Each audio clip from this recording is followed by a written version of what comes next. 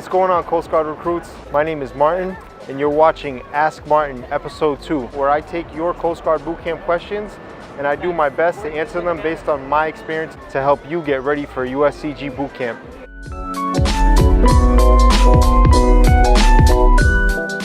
So our first question today comes to us from a YouTube user. His name is Samson Nazarite, and Samson is a vegetarian, so he was wondering if it's possible to get through Coast Guard Boot Camp as a vegetarian. From my personal experience, it is absolutely possible to do that. Will it be more challenging on top of an already challenging situation? Absolutely, but it's not impossible. It also depends on what type of vegetarian you are. So if you eat eggs and dairy, it's going to be, you could actually do it, because a lot of the calories you can get that have protein in them are actually in the salad bar. And the salad bar always had hard-boiled eggs. Pretty much most of the time there was sunflower seeds, there was chickpeas. And to be honest with you, even when I was there, I actually got a lot of my protein from there as well, because I didn't really want to eat, a lot of the meat that they were offering. I ate like the seafood, things like that, but I didn't eat too much of the meat myself. So I ended up getting a lot of my protein from the salad bar as well. I ate a lot of the hard-boiled eggs, I ate a lot of the sunflower seeds, I ate a lot of chickpeas. And then there was also a lot of broccoli, which isn't really, protein, but it's just very good for you. On a personal level, for me, is probably not the hardest thing when it comes to eating at Coast Guard Boot Camp. The hardest thing, especially if you're somebody who trains and works out like me, is just simply meeting your calorie requirements, because you only get 3 meals a day, and then you get some snacks. You get the chewy bars, but it's really hard to consume enough calories, to sustain yourself. So I was pretty much always hungry in Coast Guard Boot Camp. So as far as like food selection, that wasn't really much of a problem. Vegetarian or not, it's really just being able to consume enough food. But it really comes down to you. There was plenty of my shipmates. They had, I was sitting there struggling to shovel food down my throat while they finished eating, and they were just hanging out. So it really comes down to an individual thing.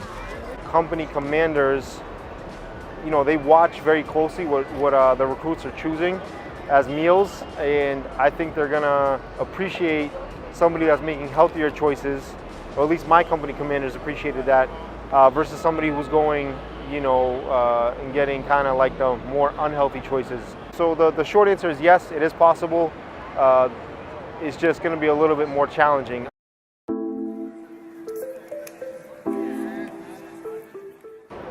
Our second question comes to us from another YouTube user, Brittany Rhodes, and Brittany asks kind of this very broad question, which is, how many push-ups do they start you off at? So that's a very common question, and one that actually doesn't have a direct answer. There's not, the company commanders don't go into morning PT and they're not like, okay, today I'm gonna make them do 100 push-ups. It's not really like that. To be honest, there's no clear-cut answer. But from my own experience, it's based on a couple of things. So number one, it's based on how fit the company commander is that's in charge of your company that day, and then what mood they're in and how well your company is doing at that point in time. So here's kind of how that breaks down. So I had 3 company commanders. My lead company commander was a former Marine. He was in great shape, and his workouts, his morning PTs were always harder than my other 2 company commanders. That's just how it was. It's kind of, I think it was one of those things where, they're not going to make you do what they themselves can't do. So if you have a company commander that's a little bit less out of shape, or, not as in good shape, those workouts are probably going to be a little bit easier. But again, it also depended on, there were certain times where our company was really struggling, we weren't doing what we needed to do, we weren't paying attention to detail, we were messing up. And so at that point, we were, just getting pushed hard regardless of who the company commander, who was in charge of us, that day or for that shift. So again, it's really, who do you have leading the morning PT, what mood they're in, and how well your company's doing are the 3 things that really determine how many push-ups you're gonna do in a given day.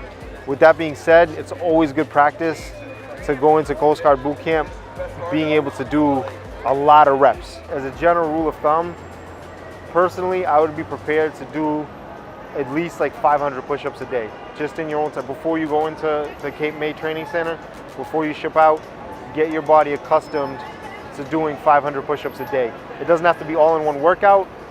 You can definitely follow the plan, my Coast Guard Boot Camp Fitness Success Program, 8-week program that I give out to future recruits.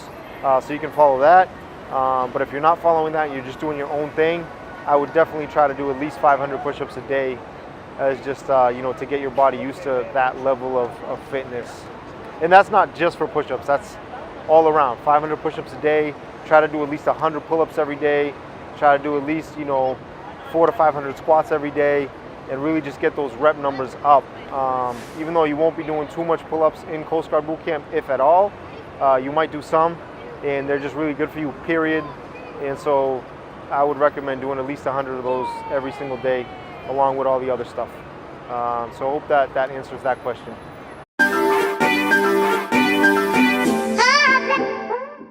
Our third and final question comes to us from another YouTube user, Random Mayhem. And Random asks, if I get a tattoo before boot camp, will it be acceptable?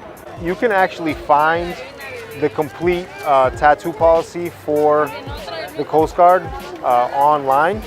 They do publish it, it's a PDF file. I will try to include the link for that PDF file in the video description down below.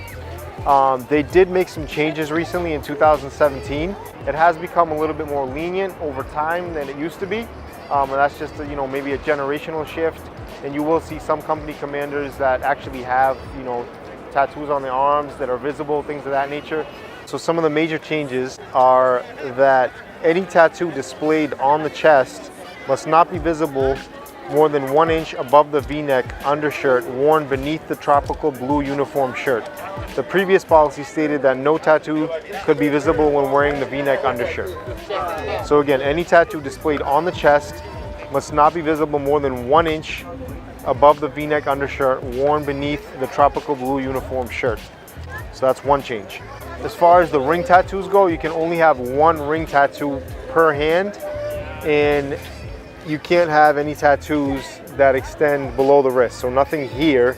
You can be tattooed here down, but you can't be tattooed here. There are no restrictions on tattoo size or percentage of body area covered, as long as you meet those guidelines. If you get branded as opposed to a tattoo, some people get branded if they're in a fraternity or whatever, there are restrictions on that. So a brand can be no larger than a 4x4 inch area, and it can be anywhere but the head, face, or neck. So if you're branded, you can be branded anywhere on your body except for your head, face, or neck.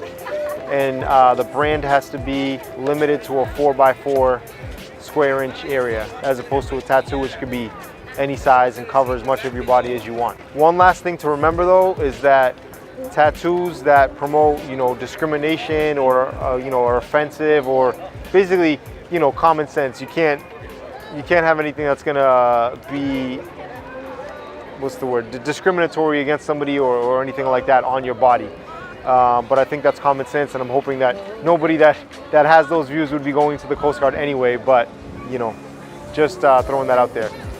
One thing you should always do though is always check the updated PDF of the Coast Guard tattoo policy though, because that's going to have the most up-to-date answer. These are just some of the updates that I gave you for 2017, but always check that file. Again, I'm going to put that link in the video description down below. All right, recruits. So that was episode 2. I hope you found that helpful. I'm going to be doing these a lot more regularly from now on. I'm going to try to do once a month at the very least. So leave your questions down below. I apologize for the delay between episode 1 and 2, but I really want to help you guys out to get ready for Coast Guard Boot Camp. And like I said, I'm going to have a little bit more time nowadays to try to work on that. So definitely leave your questions down in the comments below. If you want me to clarify or kind of talk about something in more detail, or if you think I didn't explain something the way you would have liked, definitely just leave a comment and I'll try to clarify my answers for you. I appreciate your support, everyone, and have a great day. Happy training, and until next time, signing off.